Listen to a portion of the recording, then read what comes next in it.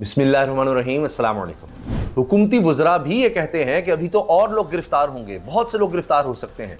साफ़ी भी ये खबरें दे रहे हैं, हर तरफ ये खबर चल रही है कि बहुत से लोग गिरफ्तार होने वाले हैं। इनमें कभी ये नाम आ जाता है, क्या कोई जज भी गिरफ्तार किया जाएगा, क्या इसमें अभी और सरकारी अफसरान के नाम आएंगे, क्या मज़ीद फ़ौजी अफसरान के नाम आएंगे, कौन कौन हो सकता है, क्या क्या हो सकता है। क्योंकि जब से फैज़ हमीद साहब की गिरफ्तारी हुई है तब से लेकर अब तक मज़ीद खबरें आई गिरफ्तारी की भी, कुछ को हिरासत में लेकर उसके बाद छोड़ दिया गया। उनमें पुलिस अफसरान, उनमें फैज़ हमीद के रिश्तेदार भी, बिरादर निस्बती, और इनके अलावा 2 साबिक ब्रिगेडियर, 1 साबिक कर्नल, इनकी तो खबरें आईं जिनका ताल्लुक़ उनके इलाके से भी, चकवाल से भी बताया जाता है, इसलिए उनके वो करीब थे और राजदान थे और ये सब कुछ। मगर अब 42 की बात हो रही है, 42 ऐसे सिर्फ और सिर्फ फ़ौजी अफसरान की बात हो रही है जिनके नाम नो फ्लाई लिस्ट में, यानी इनको मुल्क से बाहर नहीं जाने दिया जा सकता, इनका बताया जा रहा है। और डॉन न्यूज़ के ब्यूरो चीफ इफ्तिखार शिराजी साहब ने अपने वीलॉग में इसका तफसील से तज़किरा किया है। पहले मैं आपके सामने ये सारी खबरें रख रहा हूँ और उसके बाद फिर मज़ीद इस वक्त क्या खबरें हैं जो हुकूमत के लिए परेशान कुन हैं वो हम आपके सामने रखेंगे, और हुकूमत उनके बारे में सोचती क्या है। कि हुकूमत के लिए ये मुश्किल खबरें हैं, मुश्किलात हैं, लेकिन हुकूमत की सोच क्या है कि अच्छा इस मुश्किल से हमने किस तरह से निपटना है, करना क्या है, हुकूमत क्या सोच रही है वो भी देखते हैं। अभी ये तो आपको बता दिया कि फैज़ हमीद के मामले पे बस मोहतात रहना है, जो करे इदारा करे, हम उसके बीच में ना आए। पता नहीं ये किस तरफ ये सारा सिलसिला जाएगा, किस किस के नाम आएंगे, क्या रुख इख्तियार करेगा, बस इस पर हुकूमत चुप रहेगी, मज़ीद कोई ज़्यादा ख़ास बात नहीं करेगी, बस इशारे ही देंगे। अब इफ्तिखार शिराजी साहब ने जो जिक्र किया है वो कह रहे हैं कि जी अब कोर्ट मार्शल की खबरें हैं और उसके बाद ये भी खबरें आ रही हैं कि बड़ी तेज़ी से चीज़ें आगे बढ़ रही हैं, बहुत तेज़ी से, पूरा क्रैकडाउन नज़र आ रहा है।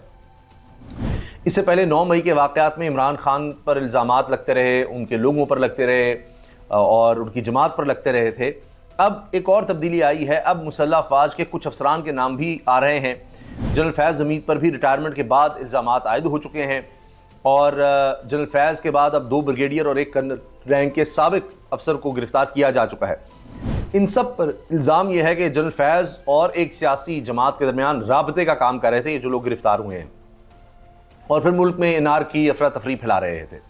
जितनी गिरफ्तारियां हुई हैं, अब ये भी हो सकता है कि इनमें कुछ लोग वादा मुआफ़ गवाह बन जाएं, जिस तरह आपने साइफर केस में देखा था, उसमें भी यही हुआ था कि इमरान खान साहब के करीबी लोग, कोई काबीना के लोग, कोई सरकारी अफसरान, एक लंबी फहरिस्त थी, वो वादा मुआफ़ गवाह बन गए, उन सबको मुआफ़ कर दिया गया कि आप वादा मुआफ़ गवाह बन जाएँ, आपको कुछ नहीं कहा जाएगा। उसमें आज़म खान भी थे, दीगर बहुत से लोग थे। इसी तरह हम अभी अलकादिर ट्रस्ट में भी देख रहे हैं, लेकिन वो साइफर केस का भी कुछ नहीं बना, अभी अलकादिर ट्रस्ट का भी हमें कुछ बनता नज़र नहीं आ रहा, क्योंकि उसमें वो परवेज़ खटक साहब जो हैं वो भी कहते रहे दरख्वास्त दे कर के जी ओहो मेरे से तो बयान ही गलत दिया गया है। खैर, अब हुआ ये है कि जब लोग गिरफ्तार होंगे तो वो उनके बयान भी कुछ इस तरह के आ सकते हैं कि जी क्या हुआ, किस तरह से हुआ, और बहुत कुछ हो सकता है, और आगे चीज़ें किसी और तरफ जा सकती हैं। अलबत्ता पहले केसेस जो हैं वो ख़त्म हो चुके हैं। तो अब जनरल फैज़ के बारे में एक सवाल जो इफ्तिखार शिराजी साहब ने उठाया वो ये है कि वो तो कोर कमांडर पेशावर थे और बावर्दी थे, बड़े ताकतवर थे, उसका पता भी अब लग रहा है। अगर वो लॉबिंग भी और अपने लोग भी उन्होंने लगाए हुए थे बहुत ज़्यादा, और फिर DGSI भी रहे, तो वो उस वक्त भी इमरान खान साहब की हुकूमत को गिरने से बचा ही नहीं सके थे, उसके बाद भी कुछ नहीं कर सके पिछले काफ़ी अरसे में। रिटायरमेंट के बाद फिर क्या कुछ कर सकते हैं? तो अब ये एक बड़ा सवाल है कि वो रिटायरमेंट के बाद इतना असर और रसूख कैसे रख रहे थे।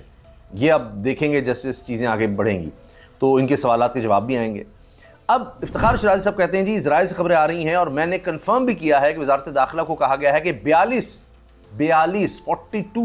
साबिक फ़ौजी अफसरान हैं जिनके नाम नो फ्लाई लिस्ट में डाले जा रहे हैं, नो फ्लाई लिस्ट में, कि ये मुल्क से बाहर जा ही नहीं सकते। इनमें से 3 लेफ्टिनेंट जनरल रहे हैं जो कोर कमांडर्स या सेक्रेटरी डिफेंस के ओहदों पर फाइज रहे हैं। 3 लेफ्टिनेंट जनरल, ये आर्मी चीफ के बाद सबसे बड़ा ओहदा होता है। लेफ्टिनेंट जनरल होता है, उससे नीचे फिर मेजर जनरल होते हैं, इस तरह। नो फ्लाई लिस्ट में 14 ब्रिगेडियर रैंक के नाम भी शामिल किए जा रहे हैं। मेजर और कर्नल रैंक के अफसर भी नो फ्लाई लिस्ट में शामिल हो रहे हैं, और अगर ये मुल्क से बाहर जाना चाहेंगे तो जाने नहीं दिया जाएगा। पाकिस्तान की तारीख में ये सबसे बड़ा, शायद हम कह सकते हैं, इस तरह का ऑपरेशन नजर आ रहा है, इतने लोगों के नाम।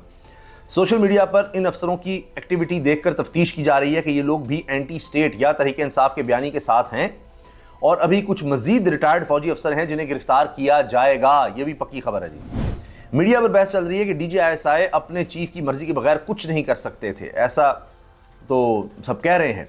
تو ایک حصہ نظر آ رہا ہے نون لیگ کا بھی، وہ جنرل باجوہ پر بھی الزام لگا رہا ہے، ایک حصہ نون لیگ کا جنرل باجوہ کو بچانا چاہ رہا ہے. اسی طرح سے دو مختلف خبریں ہیں. کچھ صحافی کہتے ہیں جی جنرل باجوہ کی طرف بھی ہے، لیکن جو اسٹیبلشمنٹ کو کوٹ کر رہے ہیں براہ راست، جن میں کامران شاہد وہ کہتے ہیں نہیں جنرل باجوہ کو نہیں کچھ کہا جانا، ان کا کوئی لینا دینا نہیں ہے. مگر افتخار شرازی صاحب یہ خبر دے رہے ہیں کہ تقریباً 21 روز پہلے جنرل باجوہ پاکستان سے جا چکے ہیں. جنرل ریٹائرڈ قمر جاوید باجوہ ملک سے جا چکے ہیں، اور وہ بھی کس دن پہلے. پہلی منزل اٹلی یا اسپین تھی، اٹلی یا اسپین گئے ہیں وہ پہلی منزل، اس کے بعد پتہ نہیں کہاں ہیں وہ یہ نہیں بتا رہے. اور اسی وجہ سے وہ 14 اگست کے آرمی چیف کے عشائیے میں شریک نہیں ہوئے تھے. آپ کو یاد ہوگا کہ جنرل قمر جاوید باجوہ کی فیملی کے حوالے سے وہ اربوں روپے کے اثاثے سامنے آئے، اور پھر وہ کیس بھی بنا کر کس نے بتا دیے کیا ہوا، وہ ایک پوری الگ کہانی ہے. اس کے بعد جنرل قمر جاوید باجوہ کبھی باہر ٹور کرتے پکڑے گئے، کبھی پکڑے گئے سے مراد یہ اپنے خاندان کے ساتھ ان کی ویڈیوز وغیرہ سامنے آ گئی. کبھی کسی ملک گئے ہوئے ہیں، وہاں پر ان کے خلاف نعرے لگ گئے، یا کسی نے کہا جی تم نے یہ کیا ہے، وہ شاید افغانی تھا، اور پھر وہ کافی انٹرویو دے کر اپنے آپ کو کلیئر بھی کرنے کی کوشش کرتے رہے. لیکن اب یہ کہا جا رہا ہے کہ جی وہ 21 روز پہلے ملک سے جا چکے ہیں، اور پہلی منزل اٹلی تھی یا اسپین تھی. 14 اگست کے عشائیے میں بھی شریک نہیں ہوئے، جبکہ سابق آرمی چیف اگر دیکھا جائے تو اس میں راحیل شریف بھی نظر آ رہے ہیں، اور اس میں کیانی صاحب بھی ہیں جی، اس میں اشفاق پرویز کیانی بھی اس میں نظر آ رہے ہیں. خیر، اب ثاقب نثار سابق چیف جسٹس کا نام بھی آ رہا ہے کہ وہ بھی پاکستان میں نہیں ہے، بیرون ملک جا چکے ہیں. مگر ان کی طرف سے کہا جا رہا ہے جی میڈیا میں جو کچھ ہے غلط ہے، کوئی گرفتاری کی بات یہ وہ میں ویسے باہر ہوں آ جاؤں گا، یہ سب باتیں ثاقب نثار کی طرف سے ہو رہی ہیں. اور اب یہ بات ایک بیانیہ بنتا ہے کہ عمران خان اکیلے نہیں تھے، اس میں سابق آرمی کے سینئر افسر بھی شریک تھے، جو کچھ ہوتا رہا ہے. تو اب وہ یہ چیزیں اس طرف جا رہی ہیں. یہ تو ہے کہ جو ایک بڑے پیمانے پر جو کچھ ہو رہا ہے. اب ملکی سطح پر خبریں کیا ہیں؟ یہ تو وہ ہے نا کہ جو ایک پیچھے سب کچھ پولیٹیکلی یا سیکورٹی کے حوالے سے، ادارے کے حوالے سے، اسٹیبلشمنٹ میں، فوج میں کیا کچھ چل رہا ہے، یہ تو جو چیزیں آپ کو نظر آئیں گی سب سے زیادہ سر بحث رہیں گی. ملک میں اور کیا خبریں ہیں اس وقت؟ ایک خبر جو میڈیا میں بڑی اب آپ کو آنے والے دنوں میں ملے گی، وہ ہے ملک بھر میں شٹر ڈاؤن ہڑتال کا اعلان ہو گیا ہے. اور آل پاکستان انجمن تاجران نے 28 اگست کو ملک بھر میں شٹر ڈاؤن ہڑتال کا اعلان کر دیا ہے.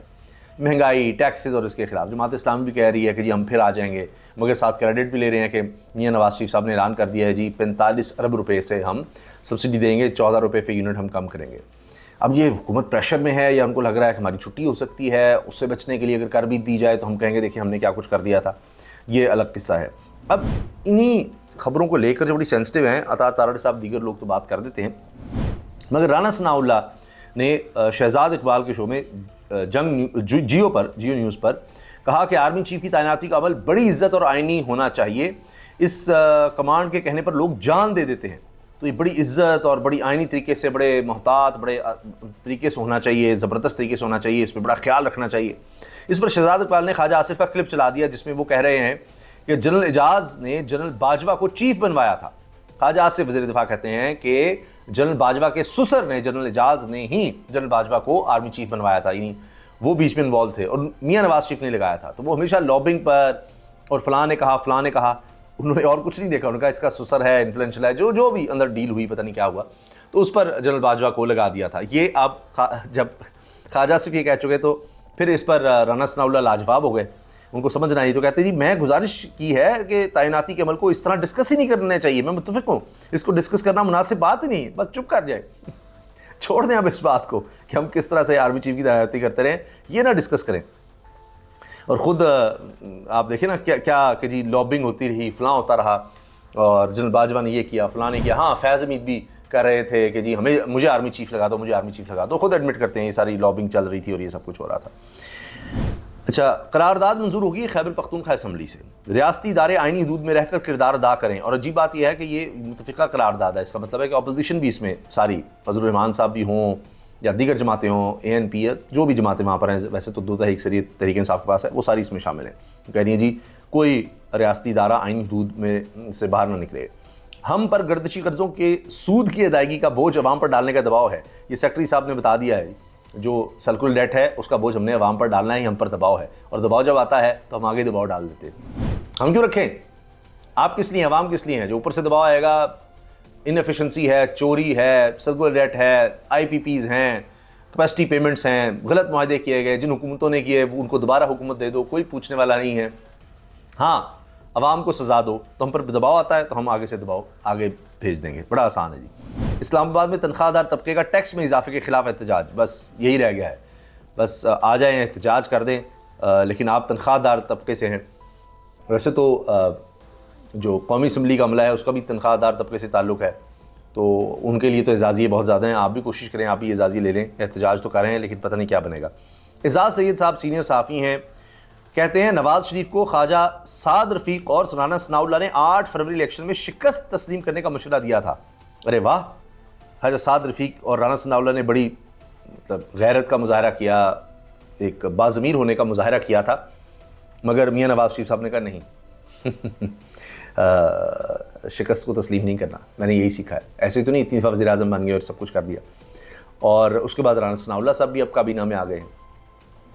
ہاں خواجہ سعد رفیق صاحب ذرا تھوڑا بہت خاموش ہم کہہ سکتے ہیں، لیکن مشورہ انہوں نے مانا میاں نواز شریف نے، اور انہوں نے شکست کے باوجود ڈیل کی اور پہلے ایک اندھیرے کر کے اپنے ماڈل ٹاؤن کے آفس سے نکل گئے تھے، کیونکہ ان کو بھی سب کو رپورٹس ہو جاتی ہیں فارم 45 فوری طور پر چند گھنٹوں میں. تو جو علاقے میں کھڑے ہوتے ہیں ان کو پتہ لگا ہم ہار گئے. لیکن جب ان کو فون شون گئے آئیں جی آپ نے وکٹری اسپیچ کرنی ہے، تو انہوں نے وکٹری اسپیچ بھی کر ڈالی. اور ان کو مشورے بھی دیے گئے اپنے لوگوں سے، رانا ثناء اللہ اور خواجہ سعد رفیق نے. انہوں نے کہا نہیں نہیں نہیں نہیں ایسے تھوڑی ہے، ایسے تو نہیں ہم باہر سے آئے اور اتنا پیسہ اور یہ سب کچھ لگا دیا، ڈیلیں شیلیں کر دیں. جنرل باجوہ سے بھی ایکسٹینشن کی اور سب کچھ جو کیا اس لیے تو نہیں تھا. تو آئیں اور اب بیٹھ گئے ہیں اور اس کے بعد اب سارے ان کے ساتھ ہو گئے ہیں. تو انہوں نے نہیں مشورہ مانا، اور اب جس طرح سے ملک چل رہا ہے یا اس کو چلایا جا رہا ہے یہ پاکستان کی تاریخ میں یاد رکھا جائے گا. اور میاں نواز شریف صاحب کو بھی یاد رکھا جائے گا کہ انہوں نے کس طرح شکست کے باوجود، اور ایک بوڑھی عورت ڈاکٹر یاسمین راشد سے شکست کے باوجود انہوں نے یہ گوارا کیا کہ نہیں نہیں نہیں ہم نے آنا ہے اور ہم نے بیٹھنا ہے. الیکشن گئے، آئین قانون اور یہ سب چھوڑو، بس آؤ بیٹھو اور مزے کرو. بیٹی کو بھی وزیر اعلیٰ لگاؤ، بھائی کو وزیر اعظم لگواؤ، سمدھی کو نائب وزیر اعظم لگواؤ، اور وی وی آئی پی پروٹوکول لو. باقی ضمیر، غیرت، حمیت اس کا کیا ہے، یہ کیا چیزیں ہیں. تو اب آپ دیکھ ہی رہے ہیں جب اس سوچ کے ساتھ آئیں گے تو ملک نے کیا سمت پکڑنی ہے.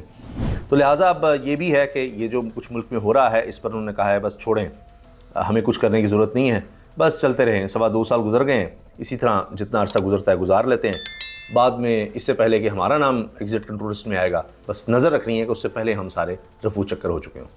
اللہ حافظ.